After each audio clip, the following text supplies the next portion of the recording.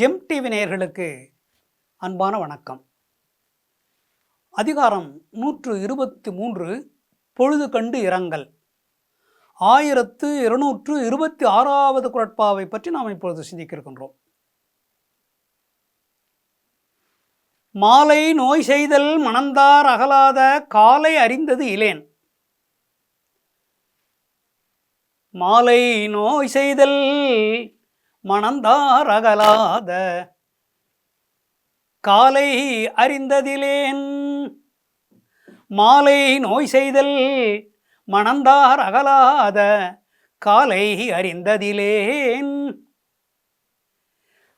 ஒவ்வொரு நாளும் தான் மாலை பொழுது வருகிறது. இந்த மாலை பொழுது வந்துவிட்டதே என்று புலம்புகிறாள். ஏன் இந்த மாலை பொழுது வருகிறது? என்னுடைய தலைவன் என்னுடன் இருக்கின்ற பொழுது அந்த மாலை பொழுது வந்தால் அது எனக்கு இன்பம் தரும். நாங்கள் இருவரும் மகிழ்ச்சியாக கடற்கரைக்கு செல்வோம், சோலைக்கு செல்வோம், பூங்காவிற்கு செல்வோம், ஆற்றின் கரை ஓரத்திலே செல்வோம். இனிமையாக அந்த பொழுதை மாலை பொழுதை கழிப்போம், இன்பமாக பேசுவோம். இப்பொழுது அவர் இல்லை, இந்த மாலை பொழுது ஏன் வருகிறது என்று மாலை பொழுது வருகிறதே என்பதற்காக புலம்புகிறாள். அவளுக்கு பிடிக்கவில்லை. கணவன் இருந்தால் மாலை பொழுது வருவது அவளுக்கு பிடிக்கும். கணவன் பிரிந்திருக்கின்ற பொழுது மாலை பொழுது வந்தால் அவளுக்கு பிடிக்கவில்லை. ஏன் வந்தாய் என்று கேட்கிறாள்.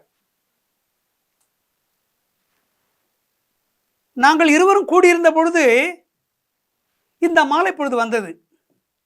அப்பொழுது எனக்கு இன்பமாக இருந்தது. அதே மாலை பொழுது எனக்கு இன்பமாகத்தான் இருந்தது. இப்பொழுது அவர் பிரிந்திருக்கிற நேரத்தில் வருவது எனக்கு வருத்தம் அளிக்கிறது. பூக்காரி தினமும் பூ கொண்டு வருவாள் வீட்டிற்கு. இவள் 1 முழம் 2 முழம் அல்லது 3 முழம் கூட பூ வாங்கி தலையில் வைத்துக் கொள்வாள், சூடிக்கொள்வாள். ஏன் தெரியுமா? கணவன் வீட்டில் இருக்கிறார்.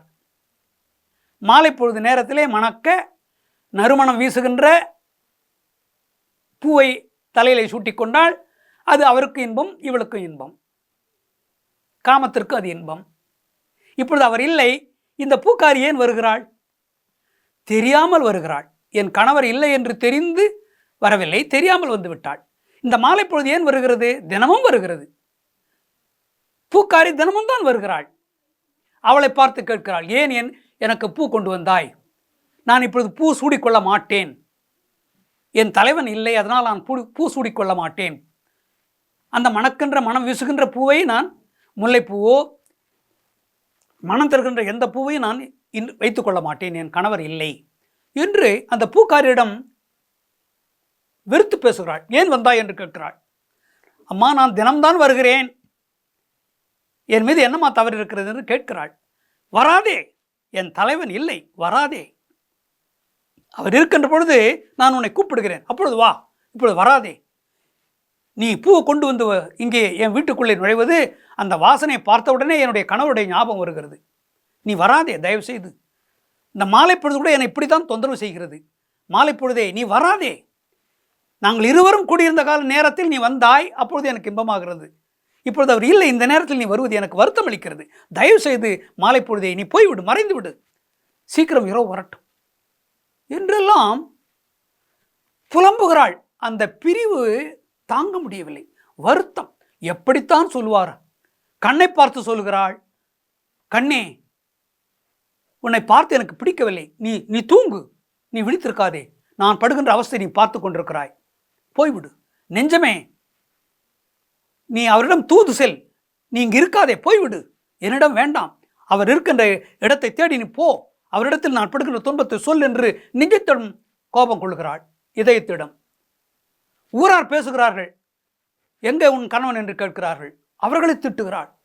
உங்களுக்கு என்ன வந்தது என்று ஊராரை என்ன நலம் விசாரிக்கிறார்கள், உன்னுடைய கணவர் எங்கே என்று.